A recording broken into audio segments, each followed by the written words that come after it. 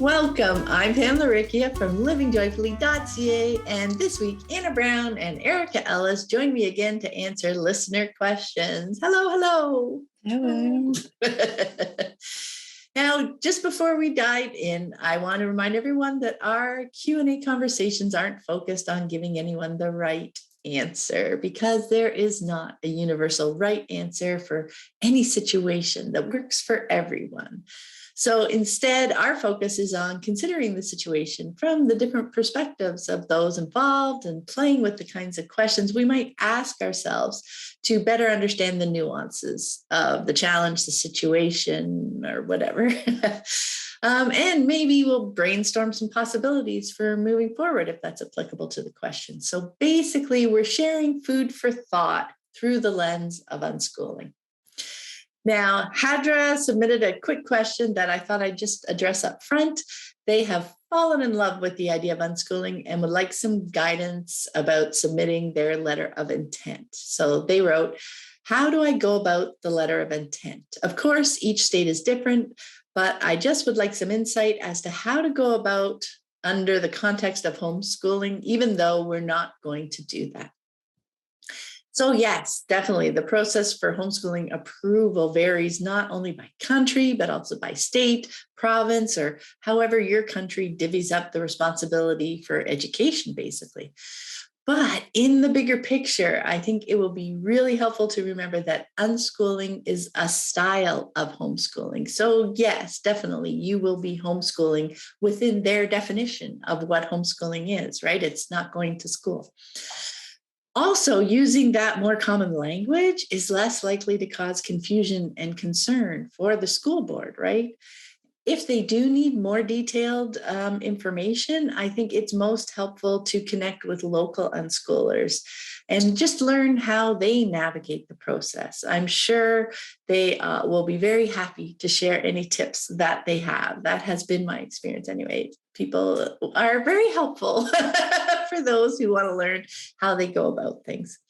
Anyway, I hope that helps. And Anna, do you want to get us started? I do. Quickly, though, I'm going to encourage anyone starting out to read their actual statutes. And so whether that's for their state, their province, whatever that would look like, because people will often oversell the difficulties, and often there will be over asks. Like that's what we found in North Carolina, and Virginia has done the same, like over ask beyond what the actual law requires. So it just really helps to know your homeschooling laws inside and out and just give them what the homeschool law asks for. Okay, so I just wanted to add that little there. Okay, so on to our first question. Okay, here we go.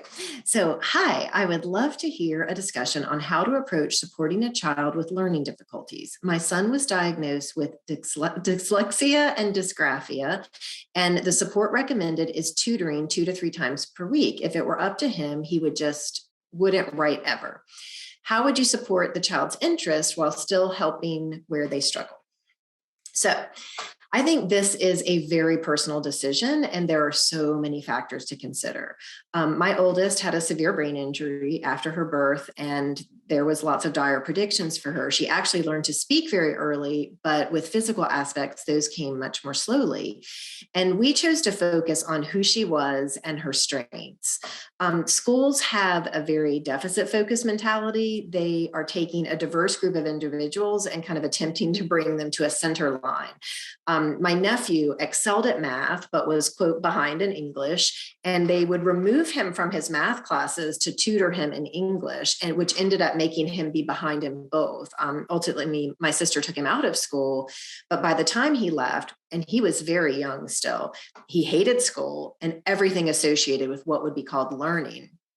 And I feel like we're much better served playing to our strength, growing the things that we love to do, because where there are things that will serve us along that path to what we love, we'll pick it up as we need it. And my daughter didn't write until she was maybe a teen, early teen. It never held her back. She still only writes in a block print, and she's married and has bought a house and had jobs and all the things. She's brilliant. She types and texts mostly, but she's able to write if she needs to. but it wasn't something that needed to be drilled into her 2 to 3 times a week when she was younger. And knowing her, I believe that would have ended up making her feel less than and would not have celebrated all that she brought to the world. And when she wanted to learn to write, which actually happened to be to fill out a driver's application for her learners, she learned, and she was ready to practice and do and figure it out in a way that made sense for her. And just side note, if you've ever seen a prescription written out, most doctors have terrible handwriting. So this idea that everyone has Erika level handwriting is not realistic. But if your son needs to write, he'll let you know. And maybe there are some tools and ideas that could help him. And for me, I would let him know that those exist, and I'd let him know that I'm on his side. And I'm happy to help when he's ready. But in the meantime, let's just enjoy all that you're doing and who you are and all the ways that you shine now and what you bring to the world, because that confidence, that feeling good about ourselves is just so valuable as we're learning skills that are hard for us down the road. Erika? Yeah, thanks for the question. It was fun to think about. The first thing that bubbled up for me when I read it was just some of the pros and cons of the learning disability diagnoses, because a diagnosis can really be helpful to a person in understanding how their brain works, maybe getting access to tools and services that are available, finding community who've been through similar challenges, and so on. There can be benefits to the individual who seeks out that diagnosis. But one big downside of the process is the whole system that's built around it, which can feel like a conveyor belt, particularly for children. Once you have the diagnosis, this is what you do next and next and next. And the recommended steps, unfortunately, are often presented as the only way to do things and also as an emergency. It feels urgent that these steps be followed as soon as you receive the diagnosis. So in this case, the next step you've been told is that tutoring needs to happen multiple times a week. It's presented in a, this is what has to happen. It has to happen now type of way. And that's a lot of pressure for parents. And it really does disconnect us from what's happening in reality. Dyslexia and dysgraphia describe issues that are much more serious for someone who's in school. In school, information is presented through written words, and writing is how their performance is measured. So anything that makes a child's progress slower in reading or writing really affects how they do in school. And that's why those skills are overemphasized in that environment. In the real world, like Anna was saying, there's all kinds of ways to access information and to communicate. And so people figure out ways to do the things that work well for them. And so the timeline doesn't have to be so rigid. The situation you're describing is kind of a top-down approach with the diagnosis and the tutoring. The adults have recognized and labeled this problem and then decided on an appropriate solution without the interest or the input of the child. And that is so different than working in support of the child's process and needs and desires.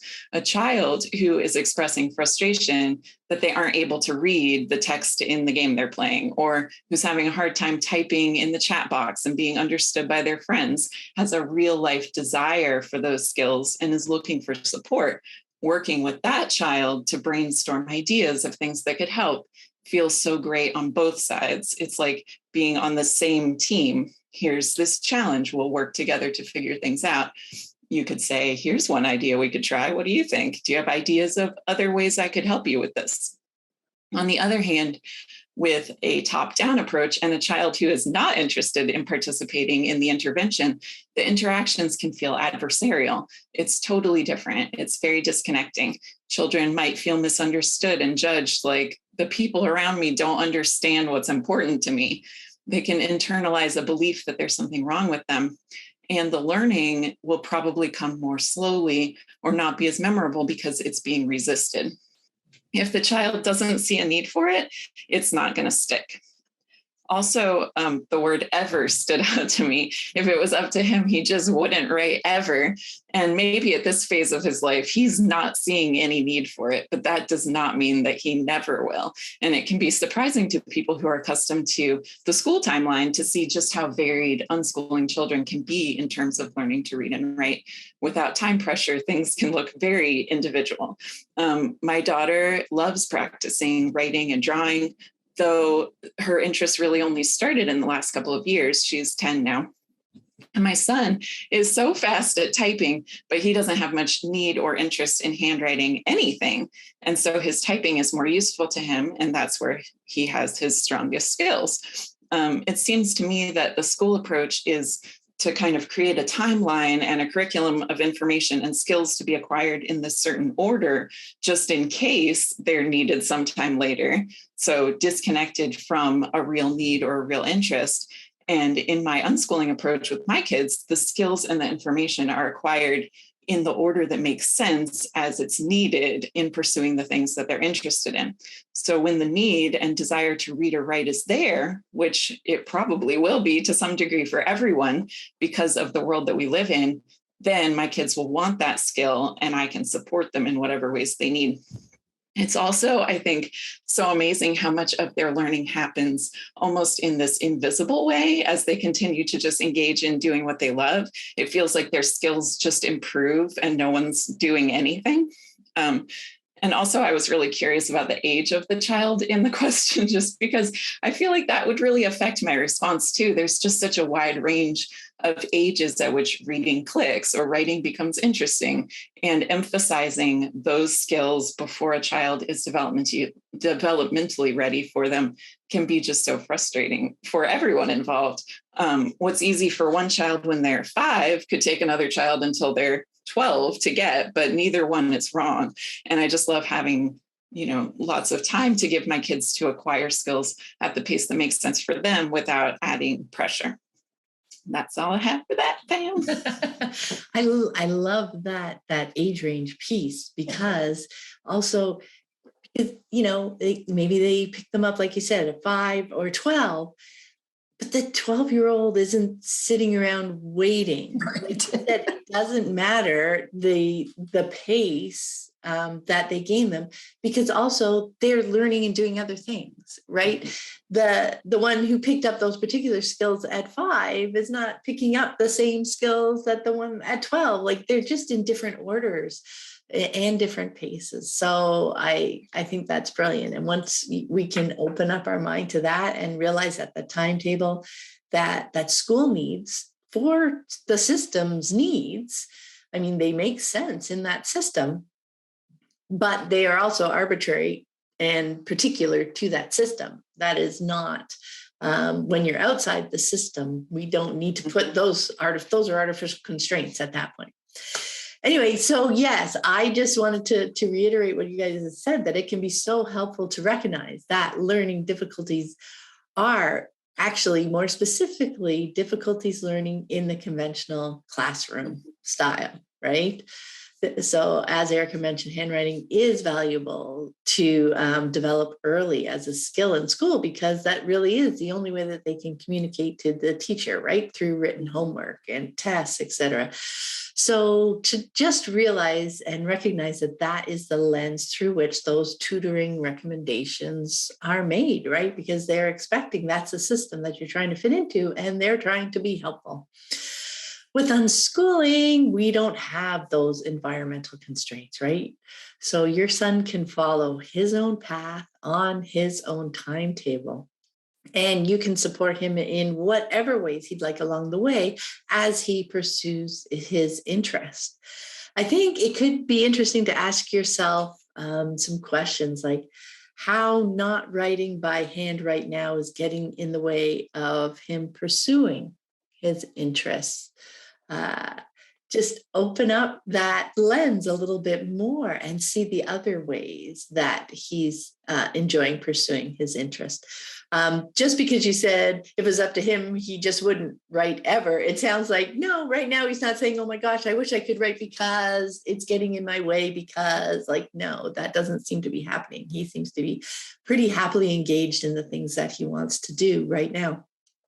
So that's another question to ask. How is it getting in the way of his learning? Is it slowing him down through his eyes, what he's trying to learn, not what you're expecting that he should be learning at this age, but really diving in, seeing him for who he is and how he enjoys, as Anna mentioned, like strengths, right? Look at his strengths, and those strengths that you see right now in the way he's bringing in information or communicating information, that that is where that rich learning is. Like Erika mentioned, you almost don't notice the learning because they're just doing the things, right? They're doing the things with gusto because that's what they're interested in right now.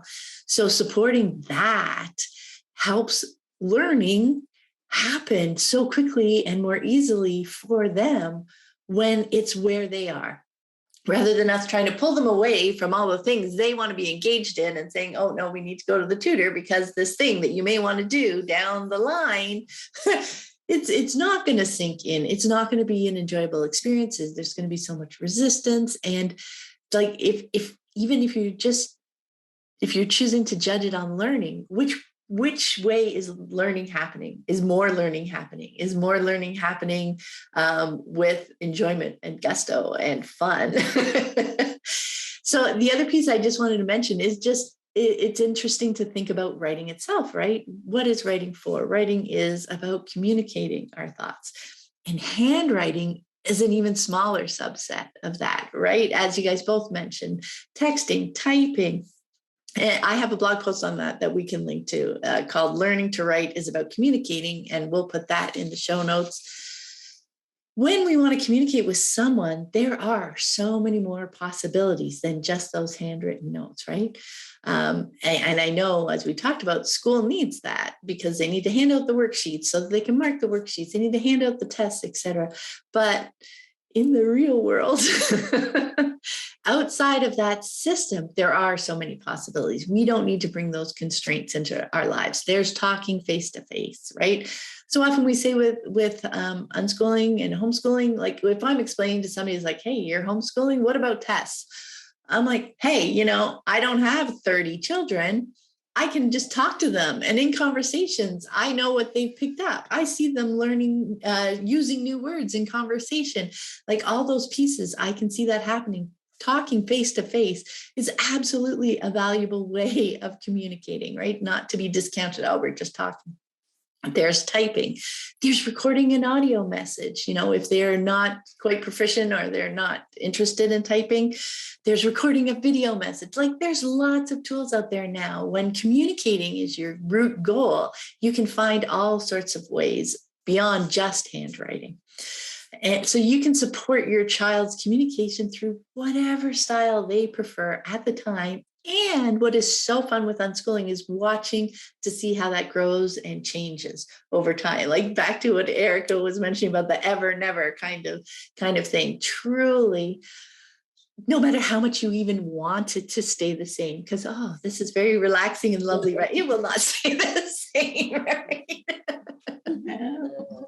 I want to highlight something really quick that Erika said, and because you and I were just talking about this in a network context, but that sense of urgency, because I feel like if we can let go of one thing, it would be that sense of urgency that's put on us by these other institutions, because it clouds our, we've got to make a decision right this second. And we don't. You can take time, you can learn more about each other, you can talk about possible solutions, set aside that sense of urgency that's coming from outside of your family and outside of yourself. And that just allows you that space to find a solution that feels good to both of you. So I just kind of wanted to highlight that piece. Brilliant. Yes. It is amazing when we just take that moment to think about, why is this urgent? Why is this such a big deal? You start to recognize how often we're operating on someone else's timetable, right? So that's brilliant. Okay, Erika, you want to go to question 2? Yeah, I do. Okay, so it starts, hi there, my partner and I are parents to a bright and bubbly 1-year-old. We knew long before our son was born that we wanted to unschool our future children, and now here we are at the beginning of our journey. We also both work part-time, so we divide our time home with our son equally between us and are fortunate enough to have childcare help from each of our own parents weekly. Our son gets along wonderfully with all of his grandparents. However, I'm feeling uneasy about some of the ways that they interact with him since they don't really align with our values when it comes to parenting. They are much more traditional. I'm also feeling insecure about explaining to them our unschooling hopes and dreams, since they are much more conventional and will probably think we're crazy. So far, we have only mentioned that we want to homeschool, and that feels like a comfortable place to start.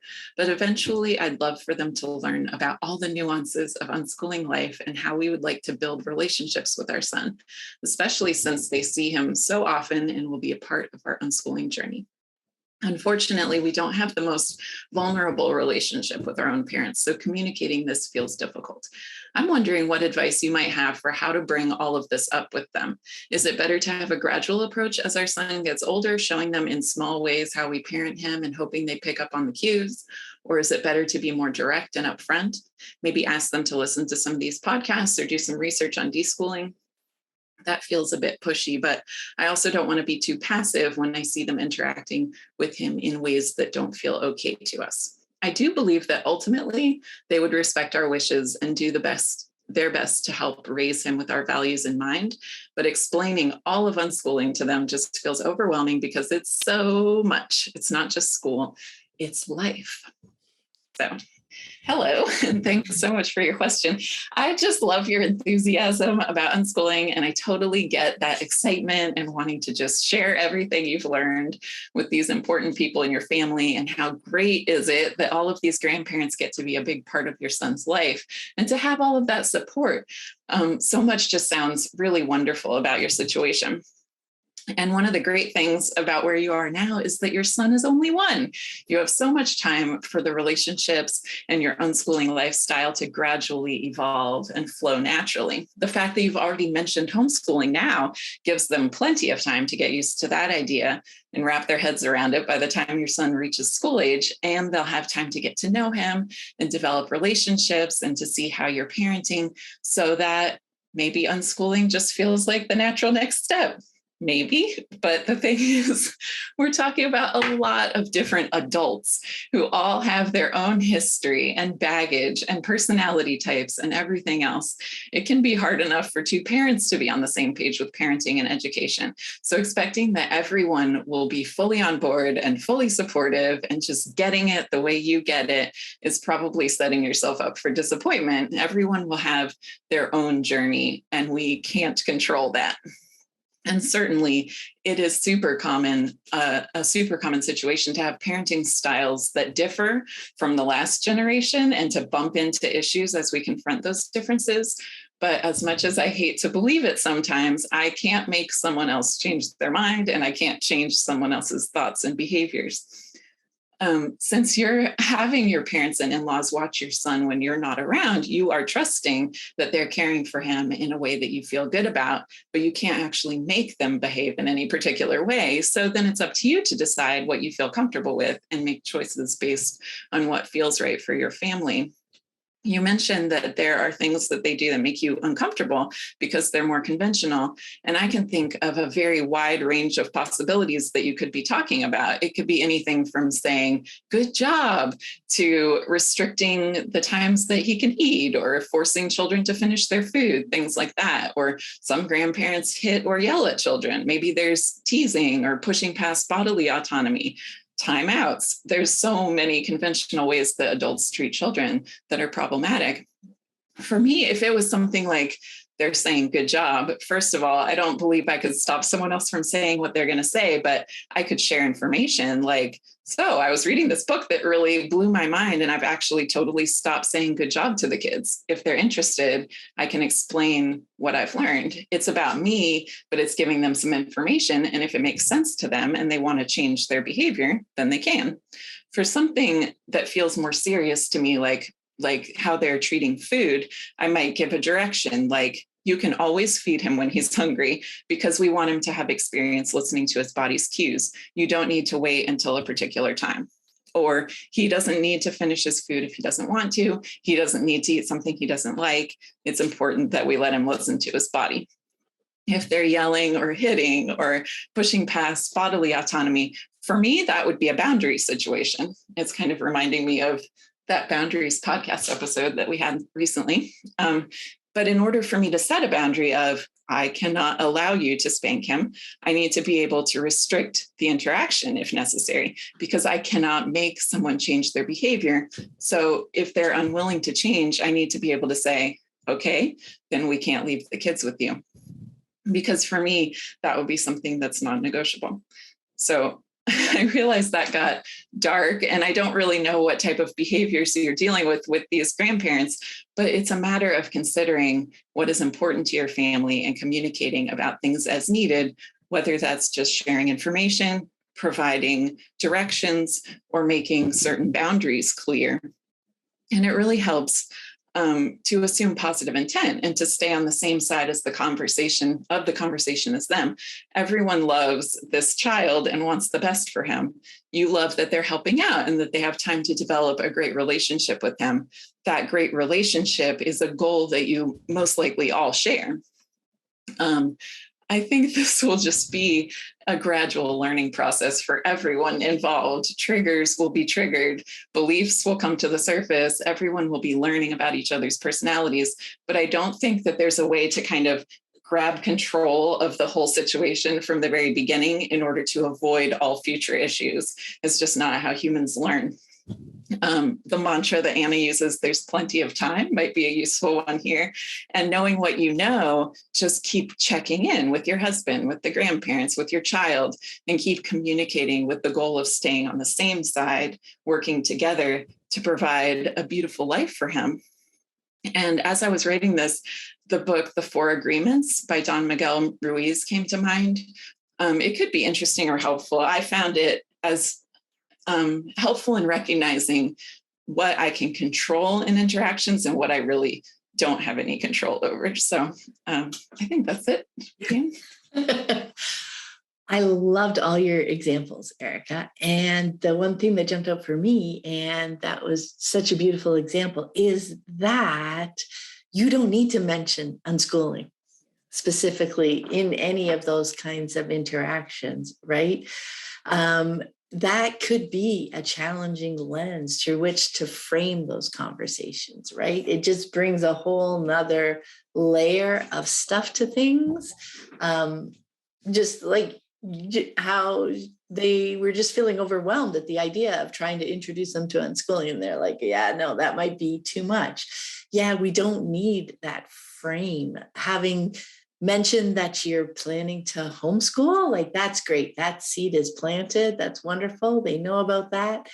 But yeah, I can't see a lot of value unless they're asking and they're curious. It relates to the previous question, right? When are you learning the most? When it's something that's in the context of the moment, something that someone's interested in, or something actually comes up related to it. Whereas these can definitely all be framed in parenting lenses and relationship lenses. And that's enough. That helps spark a conversation. Or, I love your idea that your suggestion that, we all love this child and we all want to have great relationships with them. And that is just a wonderful foundation in which to start together as a team and sharing what we've learned and what we know. And again, it's always our choice, whether or not we leave our child alone with them, et cetera. And that too can change over time. It doesn't even need to be such, oh no, you can't do this anymore. Again, to the ever, never, yes, no. It can just be for a while. If I'm feeling uncomfortable, a moment just doesn't come up where that happens, right? They can come for a visit, but we don't need to go anywhere, or, things like that. We still have control over our actions and our choices. So I thought that was really useful. Let's see, I'm looking at my notes because I ended up saying so much of them there because it came so beautifully from what you said. I think what it can be, again, I'm just kind of big picturing the nuts and bolts that Erika was talking about, but it really is about planting the seeds here and there, right? Saying, hey, I read this book that blew my mind. I'm not saying good job anymore. Like those are seeds that we're planting. And sharing little bits as they come up in conversation. Like that was a moment to share that piece because we heard them say good job or something like that, right? It's again, how people learn in the context of the moment and sharing bits of information of what we're thinking and the way we're understanding things and sharing those pieces with others. Again, we can't control them. We can't make them change their minds. We can't make them change their behaviors. But also we can make our choices based on what their behaviors and the things that they say and do are, right? Because they're still a person. It's that, that goes back to the role too, like how we see the role of grandparents and how they see the role of grandparents. That is really interesting. Like we can kind of have this kind of dream grandparent who comes and is so nice and takes care and plays with our kids and is very sweet and, does parenting and relationships the same way we want them to do, the way we want them to do parent that. Yeah. And that dream really isn't reality, as you were saying, Erika. These are 4 individual people who bring themselves, their personalities, their history, their traumas, their everything to this moment too. But we can meet them all with the love that we have for the child and the relationships in the family. But we can't expect that they're just going to see everything the same way that we see them. I love what Ellie Winokur shared on the podcast a couple of episodes ago, how it took her years of deschooling to get to where she is now. And she can't expect others to get it with a few sentences of explanation, right? And if they're curious and they really do want to dive in, yeah, sure, you can give them the books, the podcasts, all the things. And they will also need all the time that you have had, to get to that place. It's not like, oh, yes, I read all these books. It makes so much sense. There is just so much more to the journey than just reading some books. So just recognizing that it's been a journey for you and your partner, and it will be a journey for both your parents if they choose to take it. And really, I just say that you don't need to bring that not going to school piece until your child is closer to school age. I love that you've planted the seed, but it doesn't need to be the frame for all your conversations about parenting and relationship development and food. All those pieces can really be about them. Just because we have a bigger picture framework, we don't need to bring that to other people or have expectations on them around that. Okay, Anna. Yeah, I mean, all the things, but I think it's a lot to expect that grandparents are going to adopt a different way of parenting. It tends to be a very touchy subject and one that can quickly create defensiveness, divisiveness. So I would focus on modeling kindness and communication with both my child and the grandparents now. Having a conversation about how you are approaching the things in front of you, meaning I wouldn't go too far into the future because people tend to say, well, that sounds fine, but just you wait and see. When they're a toddler, when they're 5, when they're a teenager, we've all heard it. So talking about the future will actually probably not be that fruitful. But if you can focus on how you want to handle the pieces right now in front of you, this could be conflicts, food, bedtimes, avoiding punishments, looking for solutions, consent. These pieces, doing that can help set the stage for how you want everyone to be treated in the situation. And so it's not calling someone out or stating some big, boundary even. It's just kind of show it to them. And I think it will make such a big difference because as they see it in action, it will have context and it will make more sense. I think especially when we're giving someone sound bites of information about something that's deeply ingrained in how they parented, how they were parented, what they've done. they're very quick to dismiss that. But as you see something play out in context, as they see their grandchild grow and develop in the situation, it feels so different. And as school approaches, there will be so much understanding. They will have seen their grandchild grow and learn. And so it won't be this esoteric concept to them. You won't need to tell them, oh, look, they're going to learn things as they explore the world, because they will have seen it for themselves. So I'm going to call this a don't borrow trouble situation and just enjoy the time that you have right now with this delightful, bubbly 1-year-old in front of you, and let that joy and your connection with your child lead the way. And everything you guys said too, because certainly there could be situations that are, requiring more. And I think it's also, I looked at the development of the child in terms of that, like, can they speak for themselves? Can they advocate for themselves? And how, did I feel comfortable enough in the environment if they couldn't, or if they could, were they going to be heard? So those are, there are some things to really grapple with this when we put our children in other person's hands, because I've talked about this before. Something I learned, just watching my children and with some of my friends at the time, was our kids trust that we are putting them in a safe and appropriate environment. And so if we're putting them in a situation where they are not being treated well, or their body autonomy is being pushed through, or anything like that, that's very hard for them to put in context, because they're thinking, mom says this is okay, this is where we should be. So there are some things to think about with this. But from what you described in the question, you have a great relationship with them, and your child loves the grandparents. And so I think there's so much room there to just build on that beautiful foundation that you already have, and just organically share as these things come up together. So anyway, I think it'll be fun. You have lots of fun ahead. Mm-hmm. Yeah, and I love that piece, because really what you're building is the foundation, right? They will see the learning and the growth and all those pieces happening.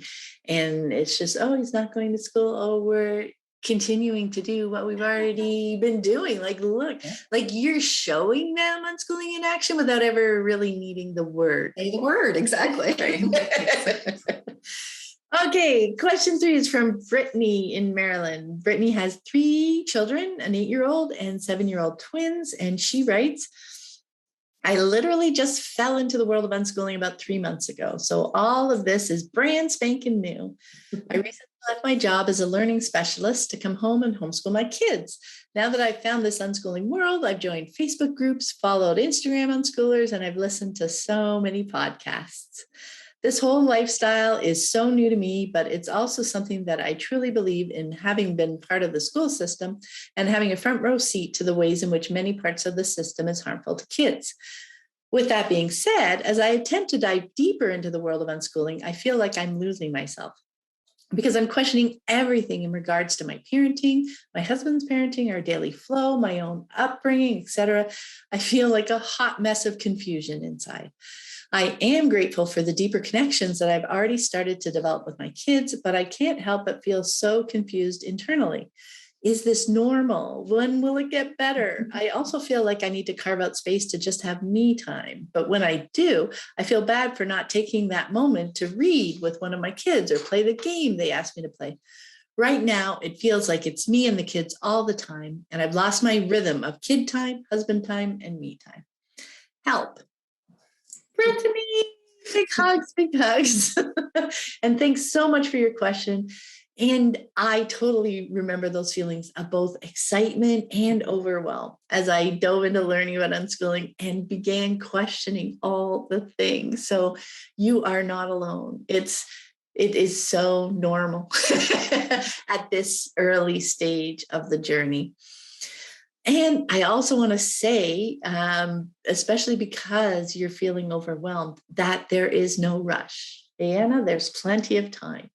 Deschooling takes time. It's not a race. That's another layer you might want to peel back. Like, we can often feel like, oh, this is the thing. This is my answer. This is my path. I want to do it as fast as possible because I want to get to the end. No, there's no rush. There is no end. We really can't. Things need time to process. We can't do it fast. So from what you wrote, I think you might find it helpful to just let all these new ideas that you've encountered percolate for a bit, right? It feels like you've just filled up your input well, like everything's overflowing with all these new ideas and all these new questions that are bubbling up for you. So giving it some time to percolate doesn't mean stop learning about unschooling, but maybe in a different way. So shift away from the gathering of lots of new input and shift to that percolating, that processing, and observing it in action in your own family, like in your moments. Because seeing it in action with your kids can bring a deeper level of understanding about how unschooling works. So, when we first come to unschooling, so often we think of learning as new things, right? I'm learning new things. I'm gathering information. I'm bringing it all in. Because in school, we don't have a lot of processing time, right? Growing up, we don't have a lot of time to let things bubble and for connections to be made, to understand something more deeply, like everything's kind of surface level. So giving yourself this time to really bubble and to start seeing it in action and make connections between that thing that you heard on the podcast and seeing what your kids are doing, going, oh, that's what they meant. That's it in action. Now you understand it more deeply because it's got like a real life connection for you in your life. And that is the piece that so often we're missing in the conventional way of raising children and teaching them, et cetera. It's all about new things. Remember it for the test, and then we're on to the new thing and the new thing and the new thing. So what you're actually doing is experiencing unschooling alongside your kids, because yes, it's wonderful to bring in new information, and then we need to sit with it for a while. We need to process it. We need to see it in action. I have a short series of 2 blog posts that talk about this season of our unschooling journey that are titled What to Do Instead of School, Parts 1 and 2, and we'll put links to them in the show notes. I really recommend giving them a read. I dive into thinking this time as like a season of Saturdays, of getting to know your kids more deeply. Like that's what being with them and allowing yourself to be in the moment and to also do a little bit of that processing as to how that looks through the lens of unschooling. So you're going to be observing what learning looks like outside of the classroom, right? You're going to see your kids in action, embracing their passions, exploring routines, focusing on relationships. Those are some of the other things that we can not know what to do when we're like, okay, we're not doing school. Now I got to do all the things. I got to question all the things. I need all these answers now so that I can get my life sorted so that now we can go down this path, right? Like it is so lovely. And I so remember that energy and confusion and overwhelm and excitement and all of that all bubbled up together. But now you can take a deep breath for a while, and there's so many other lenses through which you can start playing with things and making connections and really starting to see what unschooling looks like.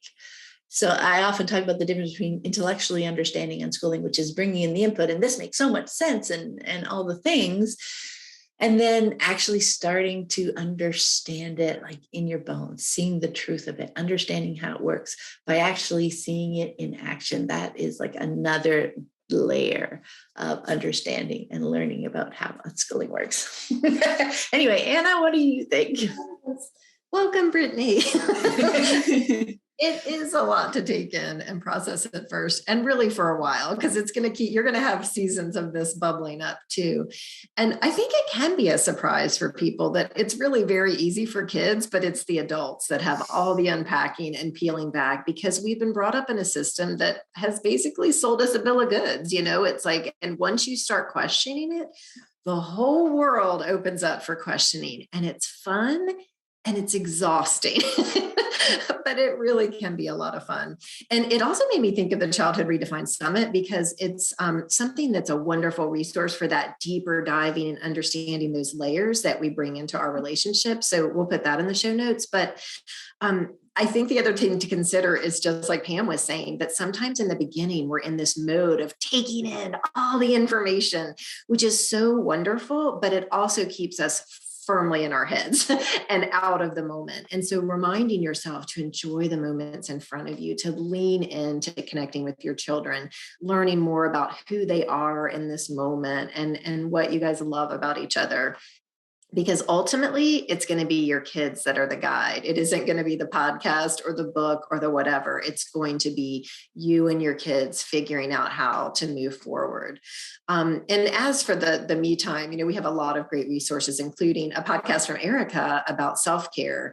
But part of that for me was understanding that I could care for myself with my children and find the small moments and the bits to refill my cup, and that it didn't have to look like the traditional spa weekend, which honestly I would hate. But so really tuning in, tuning out the kind of supposed tos and the cultural ideas and tuning into what truly fills your cup, and to understand that there's seasons too, that there are going to be times where you're intensely needed and times when we're not as intensely needed. And I think because this is also new for you guys, it is like figuring out all these new things. And so it probably does just have this sense of intensity and the hot mess that you described, but also beautiful chaos, as you guys figure out and settle into it.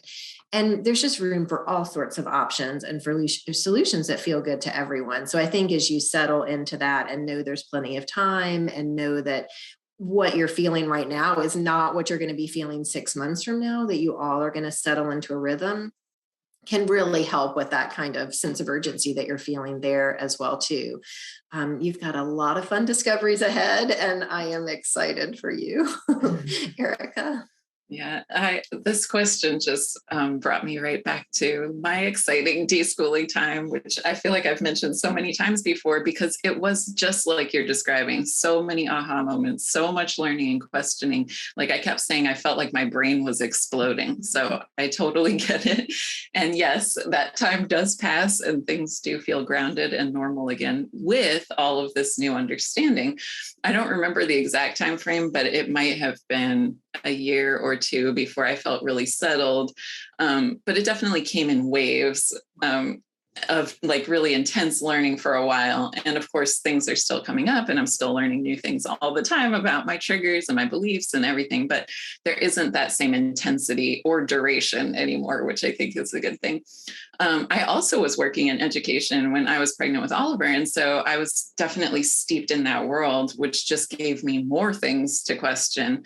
Like you said, too, the work was helpful on my journey because I had seen so many of the downsides of schooling firsthand, but I also had put a lot of time into learning about education. And so I had more to peel back and relearn. Where you are on your journey makes perfect sense, and your perspective and your understanding will continue to grow and change. All of that being said, there's something ungrounding about so much thinking and so much time spent in our heads, and that can manifest in these cravings for quiet and alone time, which, as you're seeing, is maybe not what your family needs right now. It's a very common challenge, starting with lots of things to think about, leading to lots of questioning and learning and stimulation, which creates this unmoored, ungrounded feeling, which leads to, I just need some quiet so I can hear myself think. And that response makes perfect sense.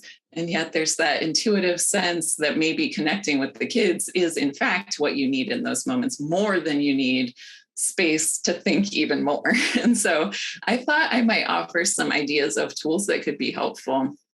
As a person who gets really caught up in thinking and in my emotions, I have a lot of practice with this stuff. I have days sometimes that I will even call a thinking day because I realized I really was stuck up there in my head and didn't do the things to take care of myself or to connect or to ground myself in the present. I'll forget to eat. I'll forget to move. I'll feel like I'm missing my family and the day just slips by. And so these tools are for me too. First is the use of meditation or breathing practices for grounding. So something like a 5 senses meditation, where you notice what's going on in this present moment, closing your eyes, seeing what you feel, hear, smell, and taste, and then opening your eyes and seeing what's around you. This is the truth of this present moment, and it's where you are. Another possibility is a body scan. So noticing how each part of your body is feeling, from your head to your feet or from your feet to your head, and just scanning the whole body. Because when we're stuck in thinking or stuck in feeling emotions, the physical body can be neglected. So this tunes us back into what's actually happening. Simple breathing practices can help stop a mental spiral. I just read about one on Instagram that was a 2-part inhale through your nose and then a long exhale through the mouth. It sends a physiological signal that you're safe. So inhaling and then pausing and inhaling even more without exhaling in between, and then taking that big exhale. Alternate nostril breathing is another good one to stop swirling thoughts. And there are lots of YouTube videos walking you through how to do that. I do have one more meditation idea to mention, but I wanted to talk about mantras first, because I think a simple grounding mantra could be incredibly helpful in dealing with the feelings that you're talking about in this question. It sounds like you're in that swirly confusion of like, who am I? What even is life? It's like this existential confusion. So the mantra that came to mind for me was, I'm just a person living my life. Or for the whole family, we're all just people living our lives. Yes, there are so many things we can think about and try to figure out, but when it comes down to it, we're just living in this moment. And that can be pretty simple. Another possibility could be, I am here. I am me. You are still the same person you were before you learned about unschooling. You're still here in your body and living this life. So you can ground yourself in the reality of that. I am right here. With the grounding that comes from the realization that I am here, I'm just a person living my life. Now, maybe we have space to notice what's going on with the children in our lives. And that's where I've found loving kindness meditation or metta meditation to be so helpful. Sarah Yasner also mentioned loving kindness on her recent episode and called it Maitri, which I learned is Sanskrit, and metta is the Pali word. Anyway, that's not the point. But metta is a meditation where I fill my heart with feelings of love and send positive intentions outward. So I usually start with thinking of the love that I have for the people close to me. And that helps me get that kind of glowy feeling in my heart. And then with my hands on my heart, I can use the language of loving kindness meditation, phrases like, may I be happy, may I feel safe, may I be grounded, may I feel peace, and then direct that same energy towards my family, wishing for them those same things. I bring to mind someone specific and think, may they be happy, etc. I can expand it to my friends and my neighborhood, the world, to all living beings. May all beings feel peace. I picture this glowing light enveloping the whole world, made out of my love. And the result of taking some time to do that type of meditation for me is this bigger perspective and this warm feeling of just love towards everything, towards life. And that helps me move through the next part of my day with more compassion and more able to focus on what's important. Then I can move on to being in the present moment with my family, just as I am here. Oh, look, there they are too. They're living their lives, and I can choose to join them right there and connect. It always helps. And so it's not that desire for me time that you're feeling is wrong at all. But for me, I find that when I feel that, it's just a signal that I'm stuck too much in my head. And I'm finding a solution that seems like it's what I need, because I feel like I just need more space for thinking. But that actually doesn't get me closer to what I really want, which is to be content in the present moment and connected with the people I love. And so for me, mindfulness and bringing myself back to my body and back to the moment is a more sustainable way to respond to those uncomfortable feelings. But I really empathize with you at this phase of your journey, and I'm excited for all the joy and connection ahead of you. Yes. It's so exciting to think of that connection and that all that's coming. I love the piece that we've mentioned a few times now, how our children really can be such great guides on this journey, right? And yes, I so remember that. It was so great you brought that up, Erika, when I'm feeling like I want to get away, when I just need some me time. It is so much because I'm in my head, and now I just want to be in my head without interruption. Like that's what I feel like I need. Because if I could finally get to the end of what's in my head. But over time, I've learned that that's just spinning. That's just spinning. If I can't get to the end and I feel like I need more distance, I'm probably much better to get back to the moment, to lean into the moment with my kids, to get to get back in there, and to see them in action and to connect with them. It did take me some time over the years to make that connection and then to start to recognize it. Because when I'm feeling like I need more me time, I'm stepping away more, I'm disconnecting more. And then things get even swirlier, right? Because I don't know exactly what they're doing. And then I'm starting to wonder, are they learning? Are they doing this? It's just a downward spiral. So when I can recognize that and go, oh, okay, let's let that sit. Again, back to the urgency piece, right? Right. It can sit. There's plenty of time. We're just people, living our lives. Get back to the living piece, the in the moment piece, seeing my kids in action. That always helped me so much more move through all that processing and swirling that I was stuck in, just to let it sit for, back to what I was talking about at the beginning with this question, giving things time to percolate, getting back to the moment took me out of my head. It doesn't mean all the thoughts dropped, but they went a little more subconscious, right? Mm-hmm. So they're still percolating away on their own, but I am more engaged. I am having more fun. I am not stuck in there. I am moving forward and living and seeing with my kids and engaged with them. And then those little pieces, when they're ready, things will bubble up. It's like, oh, yes, they'll make more sense. To the context, they're connected to what's really happening around you instead of it being so disconnected. Yeah, I was thinking that is something that the timeline part is something that's kind of connecting all three of these questions, like kind of a desire to, if we could only just do the right thing now, we could just skip ahead, avoid all the hard things, and just like follow this quick timeline to the end, just fast forward us to things working perfectly and avoid all the hardships. If you can just make the right choice right now, Yeah. So much about the right thing. Right. Another layer. There's always another layer to peel back.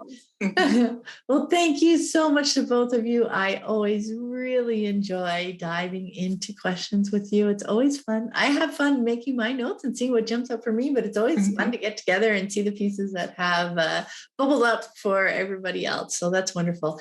And if you would like to submit your question, we'll put a link in the show notes for it, or you can just go to livingjoyfully.ca/question. And that would be lovely, because it's hard to do these Q&A shows without questions. All right. Have a wonderful day. Talk to you soon.